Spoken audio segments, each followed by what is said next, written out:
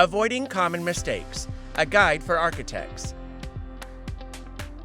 This video from the California Architects Board will describe common mistakes and violations often encountered in the field of architectural design.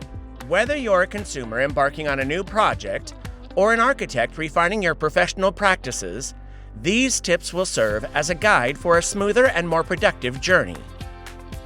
Did you know? Did you know the practice of architecture is governed by the Architects Practice Act? All licensed architects should have knowledge of the rules and regulations contained in the Act. Violating the Act can lead to an architect being reprimanded, fined, suspended, placed on probation, or have their license revoked. To review the Act, visit the Board's website at the following link. Let's talk about avoiding common mistakes. Our first tip emphasizes the importance of written contracts. Just like a house needs a solid foundation, the foundation of any architectural project is the written contract, which lays out the project's scope, budget, schedule, and contractual obligations of each party. Written contract requirements.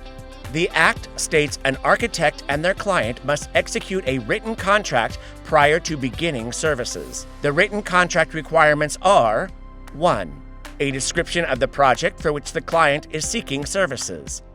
2. A description of the services to be provided by the architect to the client. 3. A description of any basis of compensation applicable to the contract and the method of payment agreed upon by both parties. 4. The name, address, and license number of the architect, the name and address of the client, and the project address. 5. A description of the procedure that the architect and the client will use to accommodate additional services and contract changes, including, but not limited to, changes in the description of the project, in the description of the services, or in the description of the compensation and method of payment. 6. A description of the procedure to be used by either party to terminate the contract. 7. A statement identifying the ownership and use of instruments of service prepared by the architect.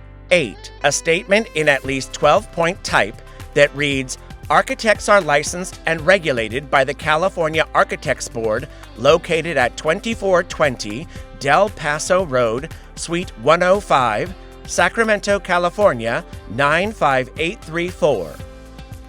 A written contract should be detailed and comprehensive. It should outline the entire project and include the architect's and client's expectations, as well as contain the required elements. This helps avoid costly misunderstandings. Ultimately, the contract should protect both parties. Of course, no journey is without challenges. The key is to have a written contract that establishes how to deal with a challenge if one arises. Let's examine the consequences if no written contract is established.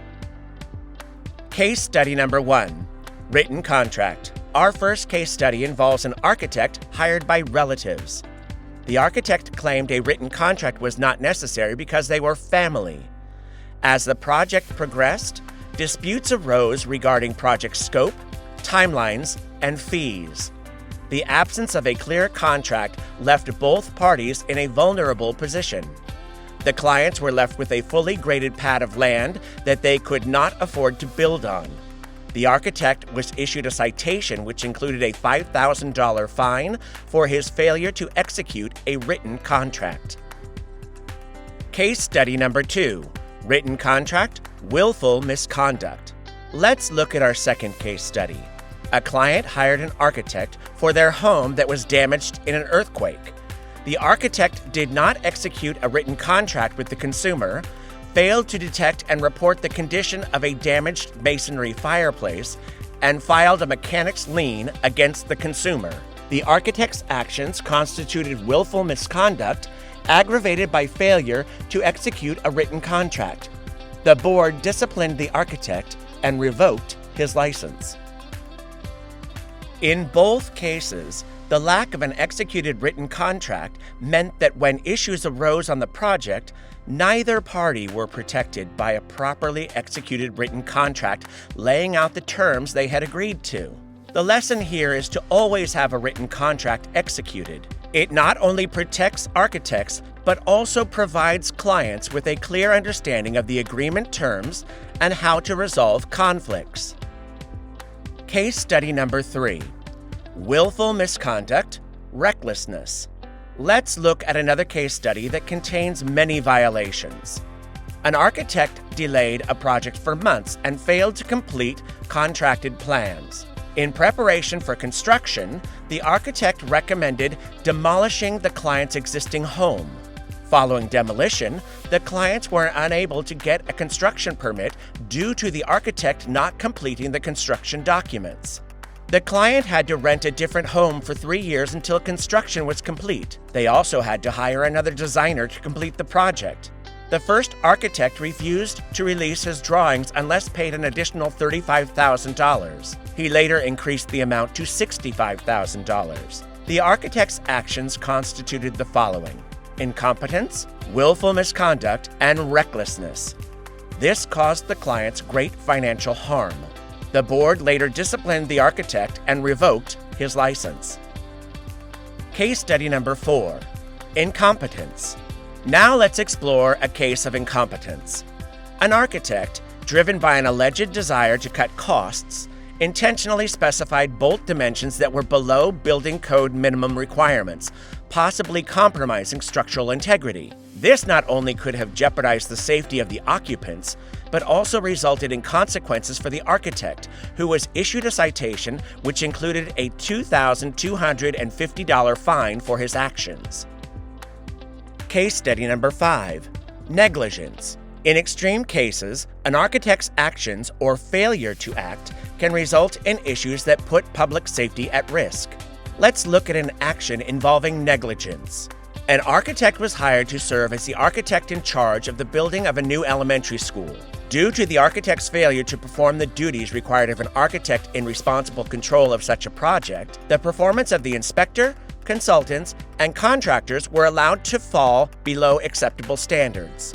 The board found 180 individual instances of errors, omissions, and violations of law in the school's construction. As a result of the numerous building code violations, the school was condemned, demolished, and rebuilt at a cost of $4 million.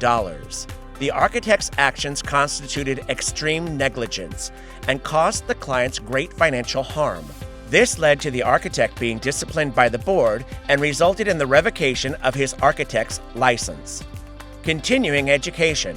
Another common violation entails the continuing education requirements for architects when they renew their licenses. Architects are required to complete 5 hours of continuing education coursework on disability access requirements, and since 2023, 5 hours of coursework on net zero carbon design.